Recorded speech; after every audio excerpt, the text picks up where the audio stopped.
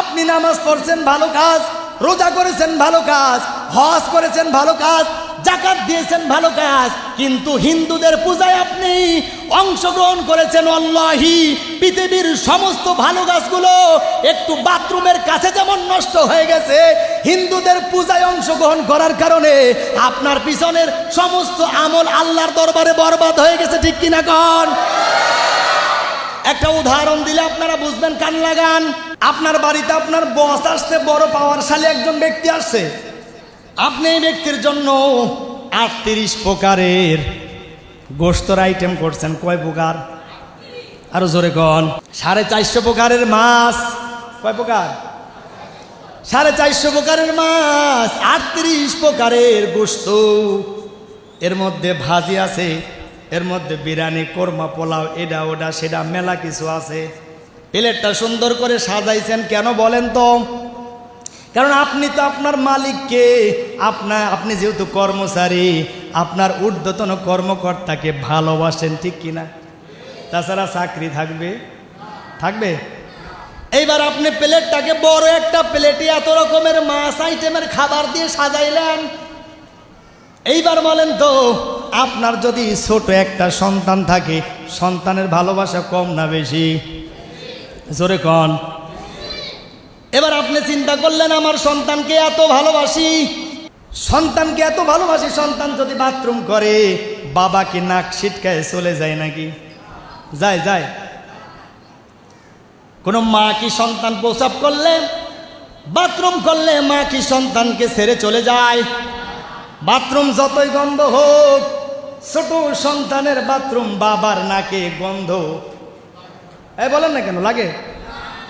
এবার আপনি চিন্তা করলেন, আমার সন্তানকে এত ভালোবাসি, আমার সন্তানের একটু বাথরুম, আমার সন্তানের একটু পায়খানা ওই প্লেটের মধ্যে রাখবো।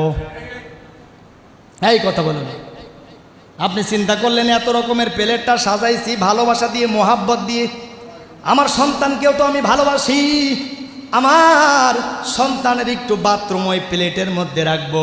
রাখার পরে যদি আপনি যার জন্য এত আয়োজন করছেন তার সামনে যদি প্লেটটা দেন, তিনি তাকে বলবেন, এটা কি রুই মাছ, এটা কি কাতল মাছ, এটা কি ওই মাছ, এটা কি ওই মাছ, এটা কিসের গোশত, এটা দেশি, এটা বিদেশি, এটা অমুক তমুক সমক, এরকম বলতে বলতে প্লেটের এক কোনায় যদি সন্তানের বাথরুম রাখেন, এটা কি? যদি বলেন এটা আমার ছেলেকে ভালোবাসি, ছেলের বাথরুম। এইবার বলেন তো, আপনার মালিক কি ওই প্লেটটা গ্রহণ করবে না তাড়ায় দিবে? কেন তাড়ায় দিবে বলেন তো? আপনি এত কোটি কোটি টাকা দিয়ে এত খাবারের আয়োজন করলেন, কিন্তু খাবারের মধ্যে শুধুমাত্র একটু বাথরুম থাকার কারণে আপনার প্লেটটা গ্রহণ করবে না। এবার আপনি বলেন তো, আপনার সন্তানের বাথরুম আপনার কাছে কি খারাপ লাগতো? লাগতো? আপনার ব্যক্তিটা প্লেটটা গ্রহণ করবে না কেন? কারণ সমস্ত কিছু ভালো হলেও বাথরুম, বলেন না কেন, বাথরুম ভালো, সুতরাং আপনার প্লেটটা তারাই দিবে। মুসলমান ভাইরা রে আমার, আমি আপনাকে বলতে চাই, আপনি নামাজ পড়ছেন ভালো কাজ, রোজা করেছেন ভালো কাজ, হজ করেছেন ভালো কাজ, যাকাত দিয়েছেন ভালো কাজ, কিন্তু হিন্দুদের পূজায় আপনি অংশগ্রহণ করেছেন। আল্লাহি পৃথিবীর সমস্ত ভালো কাজগুলো একটু বাথরুমের কাছে যেমন নষ্ট হয়ে গেছে, হিন্দুদের পূজায় অংশগ্রহণ করার কারণে আপনার পিছনের সমস্ত আমল আল্লাহর দরবারে বরবাদ হয়ে গেছে। ঠিক কিনা কন? এইবার মুসলমান বলো তো, তোমার সন্তান যে বন্ধুর নাম করে হিন্দুদের প্রসাদ খায়, হিন্দুদের লাড্ডু খায়, তাহলে ওই ব্যক্তির পিছনের কোনো আমল আর ভালো আছে? বলেন না কেন আছে? এবার কোনো ব্যক্তি যদি আপনার প্লেটটা না নেয়, আল্লাহ কি আপনার প্লেট নিবে? বলেন না কেন নিবে? তাহলে আপনার সন্তান হিন্দুদের পূজায় যায়, হিন্দুরা বলে হুজুর আপনাদের ছেলে মেয়েদের ঠেলায় আমরা ঠিক মতো পূজাই করতে পারি না। ঠিক কিনা বলেন? যায়? যায়? আপনাদের ছেলেরা যায়? যায় না? নজর করে দেখবেন কারা কারা যায়। আজকের আলোচনার পর থেকে কেউ আমরা যাব না ইনশাআল্লাহ। যদি যান এই প্লেটের কথা মনে রাখবেন, যত আমল করেন সমস্ত আমল কি বরবাদ। বলেন, কারণ আপনি বলেন হুজুর লাকুম দিনুকুম ওয়ালিয়া দিন, বুখারীর হাদিস, নাউজুবিল্লাহ। সূরা কাফিরুন তেলাওয়াত করেছিলাম। কাফিরুনের শেষ আয়াত হলো লাকুম দীনুকুম ওয়ালিয়া দিন। লেডি ফেরাউন একবার বড় একটা হিন্দুদের সেমিনারের মধ্যে বলেছিলেন লাকুম দীনুকুম ওয়ালিয়া দিন। বুখারীর হাদিস। ধর্ম যার যার, উৎসব সবার। নাউজুবিল্লাহ। কোন ধর্ম যার যার, উৎসব সবার, এটা কি মানা যাবে? যদি কেউ মানে তার ঈমান থাকবে। এর সঙ্গে তাল মিলায় যদি আপনি বলেন কোম্পানি যার যার, চাকরি যার যার, বেতন সবার মানবে, পুকুর যার যার, মাছ সবার মানবে, বিয়ে যার যার, বউ সবার মানবে, কেন মানবে না?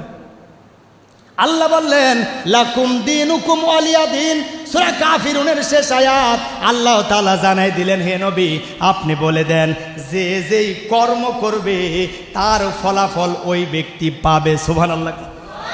আল্লাহ বলল কি আর আপনি বানাইলেন কি?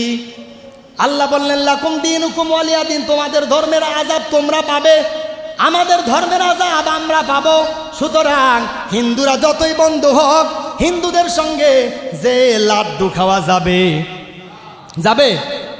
আপনার জুমার নামাজে হিন্দুরা আসে, আপনার ঈদের নামাজে আসে, আপনার কুরবানিতে আসে, আপনার লাইলাতুল কদরে আসে, আপনার অন্যান্য নামাজের সময় আসে। আপনার কাজে যদি আপনার হিন্দু বন্ধু না আসে, ওয়াল্লাহি খোদার কসম করে বলি, আপনি যদি আপনার হিন্দু বন্ধুর যায় বাড়িতে যে যদি আপনি খাবার খান, যেগুলো আল্লাহর নামে খাবার দেওয়া হয় না, এই খাবারগুলো যদি আপনি ভক্ষণ করেন, ওয়াল্লাহি আপনাকে হিন্দুদের সঙ্গে হাসরে তোলা হবে। কথা বলেন ঠিক কিনা?